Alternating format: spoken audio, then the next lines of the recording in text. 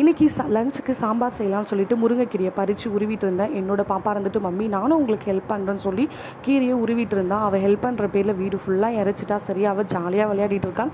நானும் அவளை கண்டுக்கல, நீ எப்படியாவது விளையாடிட்டு போன்னு விட்டுட்டேன். இதை பண்ணுறதுக்கு ஒரு குக்கரில் துவரம் பருப்பு, வெங்காயம், தக்காளி, பச்சை மிளகாய், பூண்டு, புளி, உப்பு, மஞ்சள்தூள், இந்த கீரை இது எல்லாத்தையும் சேர்த்துக்கிட்டு தேவையான அளவு தண்ணி ஊற்றிக்கிட்டு நம்ம வந்துட்டு வேக வச்சு எடுத்துக்கலாம்.